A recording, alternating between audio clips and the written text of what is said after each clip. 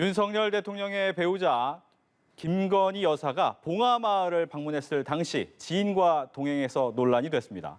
거기에 함께한 수행원들이 김 여사가 대표로 있었던 코바나 콘텐츠 전직 직원으로 밝혀져 추가 논란이 불거졌습니다. 이준음 기자의 보도입니다.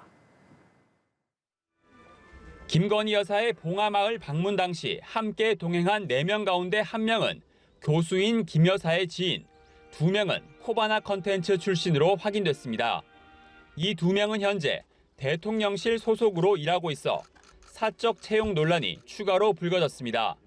대통령실 관계자는 전직 대통령 때도 오랫동안 일했던 편한 사람들과 일하는 경우가 많았다고 해명했습니다.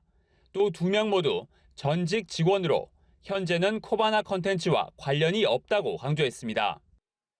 하지만 이 2사람은 지난달 코바나 콘텐츠가 문을 닫을 때 사표를 내자마자 대통령실로 자리를 옮겨 이 해당 업체와 관련 없다고 보기는 어렵다는 지적도 제기됩니다. 정치권에서도 김 여사의 수행 문제가 수면 위로 쟁점화했습니다. 여당 내부에서도 김 여사의 팬클럽을 정리하는 동시에 지원 조직이 필요하다는 지적이 나왔습니다.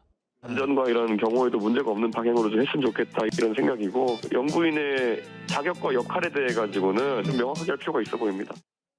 야권에선 박근혜 정부 시절 헬스 트레이너 출신 행정관이 떠오른다며 비선 프레임 씌우기에 나섰습니다. 공과 사를 구분하라면서 연일 맹공을 퍼붓고 있습니다. 지금 김 여사와 그 주변은 공사 구별을 하지 못한 채 연일 문제를 일으키고 있습니다. 공식 일정의 참석 대상은 행사의 취지에 맞는 인사들로 엄선해야 하는 것이 기본입니다.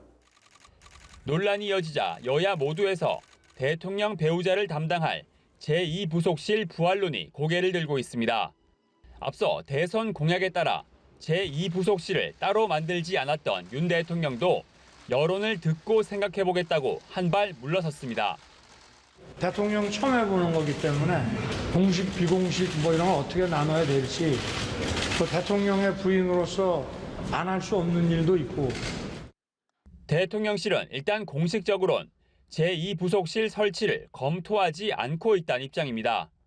하지만 공약 파기라는 야권의 비판을 감수하고서라도 다시 설치하는 게 낫지 않냐는 목소리가 내부에서도 커지는 분위기여서 김 여사의 행보를 바라보는 대통령실의 고민이 깊어지고 있습니다. 연합뉴스TV 이준음입니다.